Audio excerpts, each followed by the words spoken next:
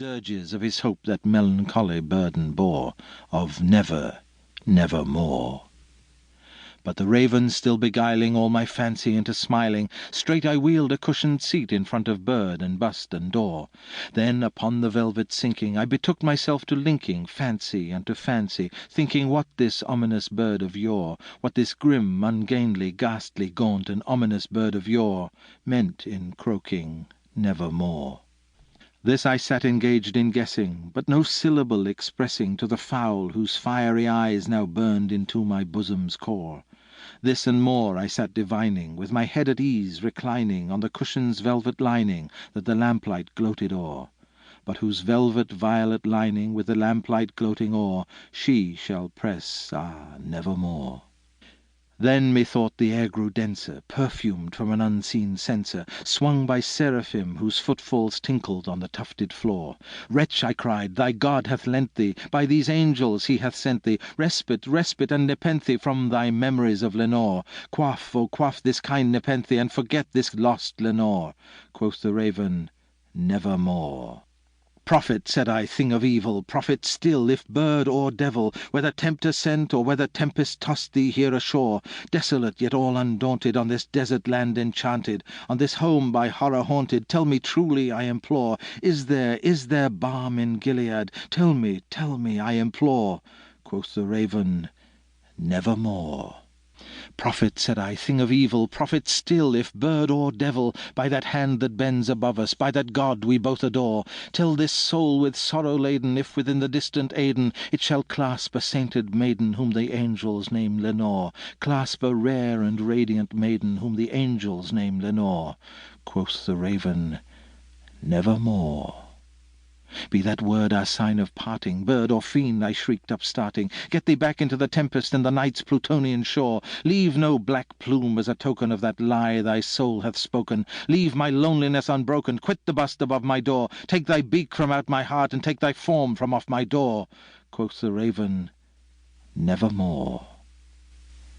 And the raven, never flitting, still is sitting on the pallid bust of Pallas just above my chamber door, and his eyes have all the seeming of a demon's that is dreaming, and the lamplight o'er him streaming throws his shadow on the floor, and my soul from out that shadow that lies floating on the floor shall be lifted nevermore.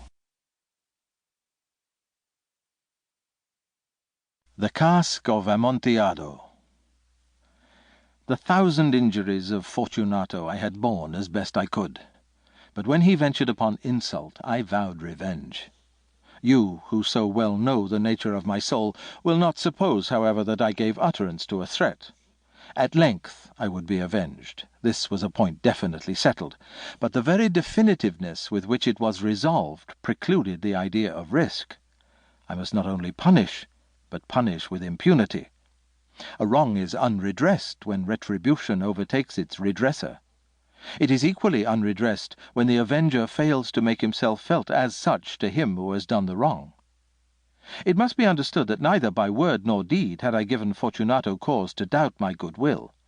I continued, as was my wont, to smile in his face, and he did not perceive that my smile now was at the thought of his immolation.